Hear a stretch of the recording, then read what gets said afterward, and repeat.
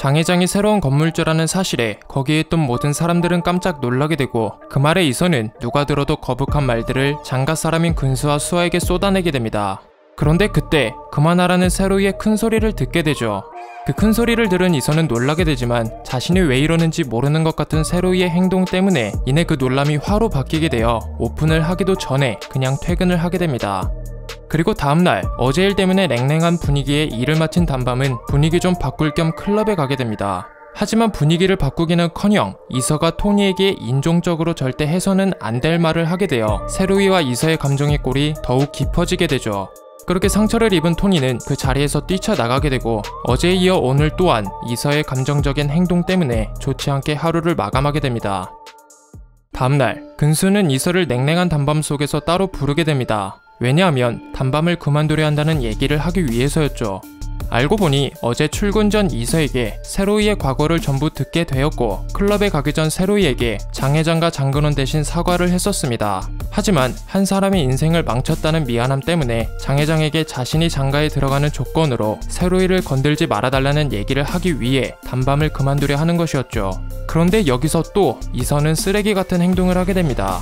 먼저 첫 번째로는 세로이를 위해 제발 그래달라는 것, 두 번째로는 말하기가 어려워 뜸들이는 근수 대신 근수가 할 말이 있는 것 같다고 얘기한 것, 마지막 세 번째로는 단밤을 그만두겠다는 말 한마디를 어렵게 꺼낸 것도 모르고 근수가 단밤을 그만두려는 이유를 대신 얘기한 것이었죠.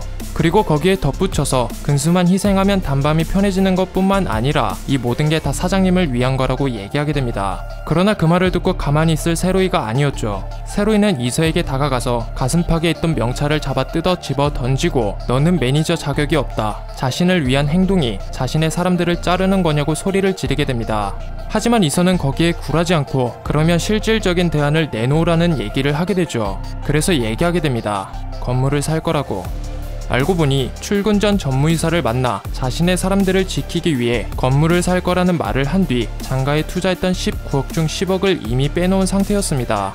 그렇게 세로이는 그 자리를 뜨게 되고 직접 건물주가 되겠다는 말을 듣고 충격을 먹은 이서 또한 단밤을 잠깐 비우게 되죠. 그리고 시끌벅적한 이태원 거리를 걸으며 자신 때문에 단밤이 영업정지가 돼도 절대 도움받지 않고 소신있게 행동했던 것. 단밤이 커져가는 시점에서 현이의 정체성과 음식 때문에 삐걱거렸지만 현이를 믿어주고 기회를 준 것을 생각하면서 자신의 감정이 이기적인 감정이었다는 것을 깨닫게 되고 그로 인해 세로이에게 소중한 사람들은 자신에게도 소중한 사람이라는 마음을 먹게 됩니다. 그래서 이서는 근수를 찾아가 진심 어린 사과를 하게 되고 다음날 출근한 토니에게도 진심 어린 사과를 하게 되죠. 그리고 그 모습을 지켜본 세로이는 이서의 머리를 쓰다듬어 준 뒤 주머니에 챙겨놨던 명찰을 꺼내어 다시 달아주게 됩니다. 그렇게 며칠 후 단밤즈는 이태원 다른 곳의 건물주가 되어 단밤을 오픈하게 됩니다. 그런데 마침 지나가던 할머니에게 해마다 망해가는 자리라는 얘기와 돈이 필요하면 언제든지 연락하라는 말을 듣게 되죠. 한편 장 회장은 세로이가 장가에 투자했던 투자금을 회수해 이태원 다른 곳에 건물을 샀다는 얘기를 듣게 되어 밤새 깊은 고민에 빠지게 됩니다.